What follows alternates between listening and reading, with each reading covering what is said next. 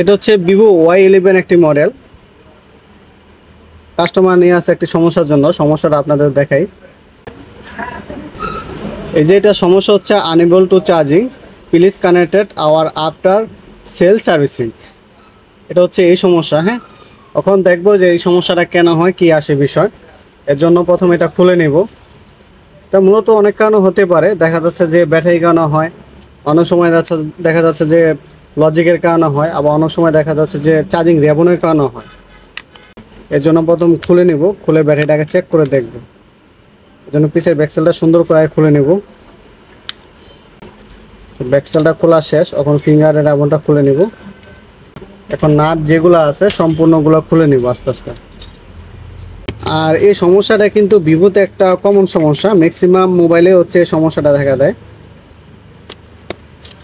এর আগে এরকম একটা সমস্যা আসছিল আমার কাছে, ওটা হচ্ছে চার্জিং রেবনটা চেঞ্জ করার পর সমাধান হয়ে গেছিল। এখন এটা উপরের কাভারটা খুলবো, আগে ব্যাটারিটা চেঞ্জ করে দেখবো। ব্যাটারিটা নতুন একটা ব্যাটারি লাগিয়ে দেখবো যে আসলে ব্যাটারির কারণে সমস্যা কিনা।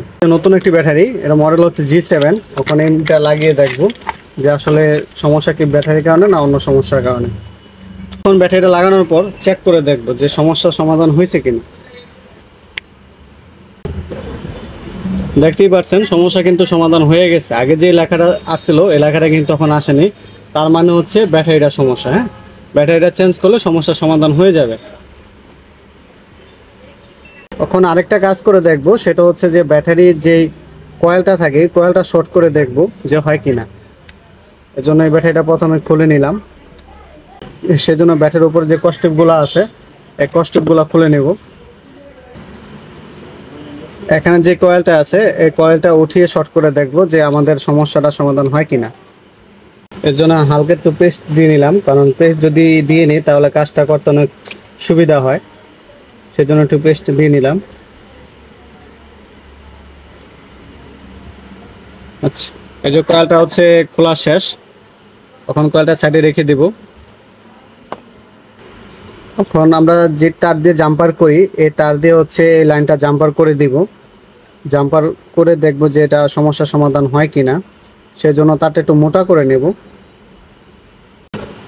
আর আপনি শর্ট করার ক্ষেত্রে যে কোনো তার ব্যবহার করতে পারবেন, এতে কোনো সমস্যা নাই।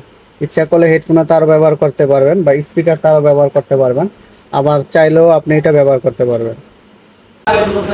শর্ট করা কমপ্লিট। এখন এই যে কস্টিপটা আছে কস্টিপটা দিয়ে এখানে লাগিয়ে দিব। আচ্ছা, এই জায়গায় ব্যান্ডেজ কস্টিপটা লাগিয়ে দিলাম। এই জায়গায় ব্যাটারি কস্টিপ লাগানো উত্তম, যেহেতু আমার কাছে ব্যাটারি কস্টিপটা শেষ হয়ে গেছে এই জন্য ব্যান্ডেজ কস্টিপটা লাগিয়ে দিলাম। এখন মোবাইলের সাথে লাগিয়ে দেখবো যে কি আসে বিষয়ে সমস্যার সমাধান হয়েছে কিনা। সেজন্য কানেক্ট করে নেব। ব্যাটারিটা লাগানো শেষ, এখন চার্জ দিয়ে দেখবো যে আমাদের যে সমস্যাটা ছিল এটা সমাধান হয়েছে কিনা। দেখতে পাচ্ছেন সমস্যাটা কিন্তু সমাধান হয়ে গেছে। তাহলে এই ক্ষেত্রে কিন্তু আপনি ব্যাটারি চেঞ্জ করলেও পারেন, বা ব্যাটারি চেঞ্জ যদি নাও করেন তাহলে হচ্ছে কয়েলটা উঠে জাস্ট শর্ট করে দিবেন, তাহলে কিন্তু আপনার যে সমস্যাটা সেটা সমাধান হয়ে যাবে। এখন মোবাইলটা চালু করব। এই যে দেখতে পাচ্ছেন যে মোবাইল চার্জ হচ্ছে, এই জায়গায় চার্জ হচ্ছে। আগে কিন্তু চার্জ হইতো না, ওই লেখাটা অটোমেটিক এসে থাকতো। আপনার বন্ধ করে চার্জ দিলে ওই লেখা আসতো, বা যদি আপনি চালু করে চার্জ দিতেন তাহলে সেক্ষেত্রেও ওই লেখা আসতো। যাই হোক, যেহেতু সমস্যার সমাধান হয়ে গেছে এর জন্য কাস্টমারকে ফিটিং করে দিয়ে দিব। এর জন্য এটা লাগিয়ে নিলাম। এখন সম্পূর্ণ নাটগুলো লাগিয়ে দিব। ফিঙ্গার লাগানো শেষ, উপরে যে ব্যাকসেলটা আছে ব্যাকসেলটা লাগিয়ে দেব।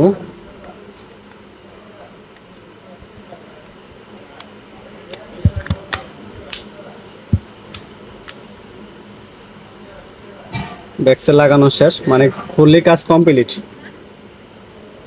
এখন আপনাদের কাছে যদি এই সমস্যা নিয়ে আসে তাহলে আমি যেভাবে দেখাইলাম এভাবে যদি আপনার সমাধান করতে পারেন তাহলে কাজ হবে 100%।